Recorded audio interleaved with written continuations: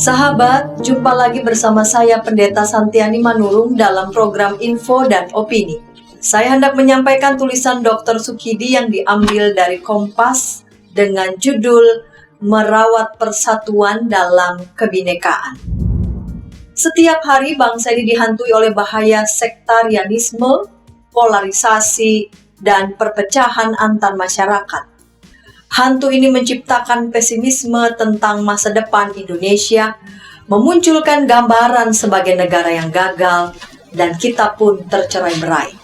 Dalam konteks ini, kita seyogianya terpanggil secara kolektif untuk merajut ikatan persatuan dalam kebinekaan. Spirit ini yang membuat kita mampu bertahan dan tumbuh kuat sebagai bangsa yang bersatu di tengah kebinekaan. Secara historis, bangsa Indonesia memiliki memori kolektif sebagai rujukan bersama tentang pentingnya spirit persatuan.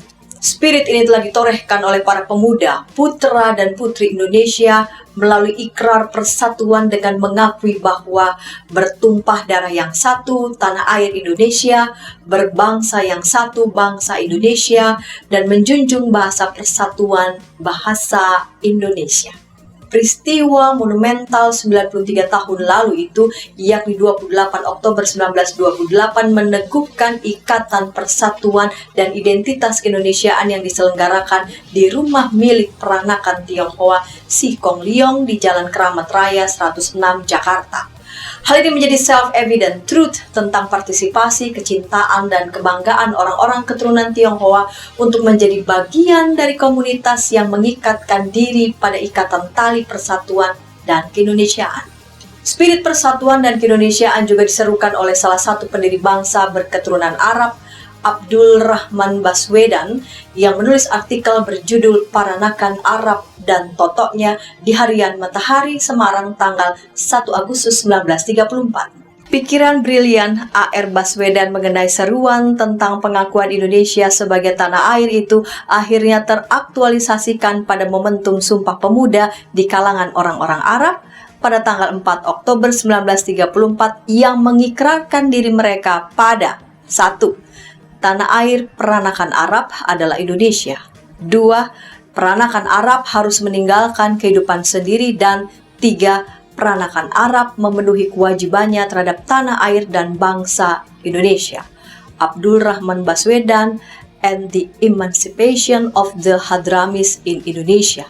Memori kolektif sejarah ini meneguhkan suatu komitmen tentang integrasi kearaban dalam konteks keislaman dan keindonesiaan.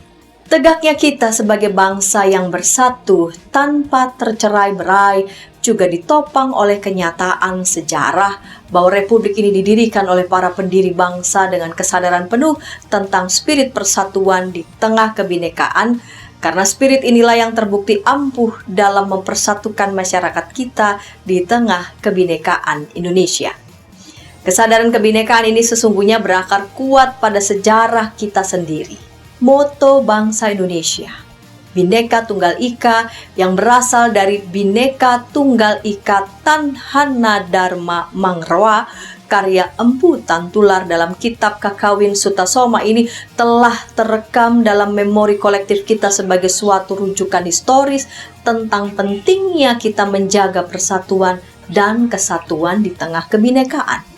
Visi brilian Bapak dan Ibu pendiri bangsa tentang Bhinneka Tunggal Ika yang berakar pada budaya kita ini dalam perspektif komparatif selaras dengan semboyan negara Amerika, E pluribus unum out of many one, yang diusulkan oleh para pendiri bangsanya mulai dari Benjamin Franklin, John Adams, sampai Thomas Jefferson.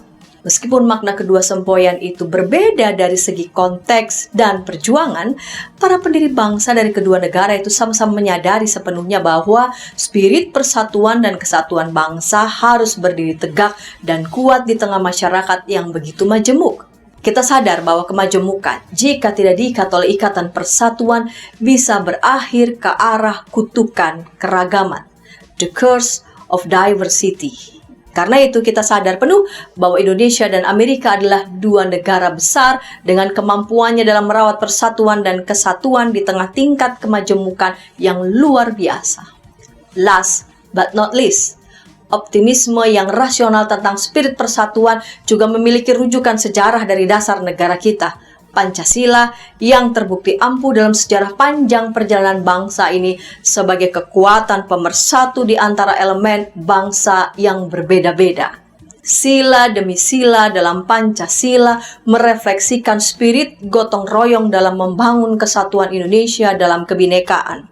Republik ini sengaja didirikan oleh para pendiri bangsa untuk selalu terikat pada spirit persatuan dan kesatuan. Memori kolektif dan perjuangan bersama kita sebagai bangsa telah ikut memberikan kontribusi signifikan atas terawatnya spirit persatuan dan kesatuan dalam kebinekaan. Namun perlu diingatkan bahwa kebinekaan akan terkoyak jika kita tidak melibatkan diri secara aktif dan konstruktif dalam merawat Indonesia. Demikian tulisan Dr. Sukidi, pemikir kebinekaan, dalam program Info dan Opini. Terima kasih sudah meluangkan waktu Anda bersama kami. Sahabat, jika Anda berkenan, Anda bisa membagikan tayangan ini dan mengklik tulisan subscribe dan menekan simbol lonceng untuk mendapatkan tayangan terkini dari channel YKB GKI TV. Terima kasih, sampai jumpa.